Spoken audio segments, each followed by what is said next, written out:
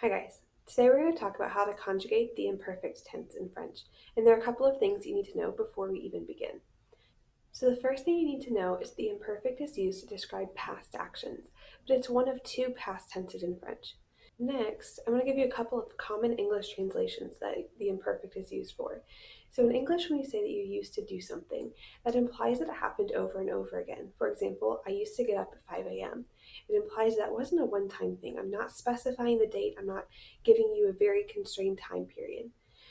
That's going to be the imperfect tense in French. Another example of this is if you say something was happening. The imperfect is used to describe background information. So if you said that it was raining outside, that would be the imperfect. In the end of the day, we're looking at how well can you put what happened in the past on a timeline. And if what you're trying to describe doesn't fit nicely on a timeline, then it's probably going to be the imperfect. And what I mean by a timeline, so if this is the present tense and everything in front of it is the future and everything behind it is the past, what we have to do is we have to look at the sentence and say, okay, what is happening and what are we describing?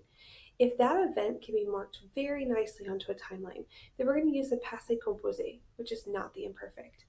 But if what you're talking about doesn't really fit exactly, we're talking about things that happened over and over again, or maybe it's something just background information while something else did happen one time, or maybe you're talking about habits that you have when you're a child, or a setting or an emotion. It's really hard to define exactly the moment where you were happy and then all of a sudden you were sad. We can describe events that cause that emotion, but emotions in particular are really hard to define in terms of time.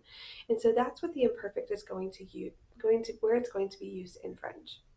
Okay, so now that we know kind of a little bit of the background of how it's used, let's look into the nitty-gritty of how we actually form the imperfect.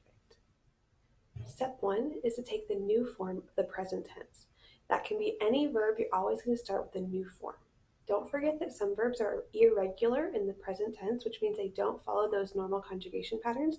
So be really careful that you get the correct new form.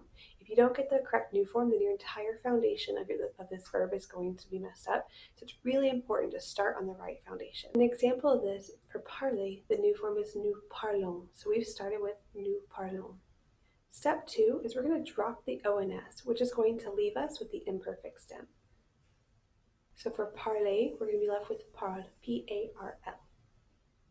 Step three is to add the imperfect endings, and those endings are AIS, AIS, AIT, IONS, IEZ, AIENT. And in class, we'll refer to this as the Mickey Mouse verbs. So the nice thing with the imperfect is that these endings are going to be used for every imperfect verb. There are no irregular imperfect endings. So now let's go ahead and practice one all together. I've put the steps to the left of the screen so you can look back and refer to them. We're going to look at the verb regarder. Okay, so my first step is to find the new form. And remember that with ER verbs, we're going to take off the ER and we're going to add an ONS. So we're left with regardons. The second step, like we said, is we're going to take off that ONS and we're going to be left with our imperfect stem. Regard. And then the third part, we're just going to go ahead and add all of these endings. It's the end of our stem, and that's going to form the entire imperfect verb. So if I want to say I was watching or I watched, I would put je regardais. Remember that we're using AIS because the je, the first person singular, is always going to be this very first one. So this order, remember, never ever changes. You can look at the anchor chart in the room if you forget that order. So I've got je regardais. For two, we're going to go ahead and again put the exact same stem because the stem never changes. And then we're going to add the correct ending. Okay, we'll do the same thing for il, which of course would be the exact same thing for L because those are never ever different. We're going to go over here, we're going to put nous. And this time we're adding an IONS if you look. And so you'll see that the new forms in the imperfect and the new forms in the present tense are not that different. All we're doing is we're essentially adding a little I to the middle. Here we go, vous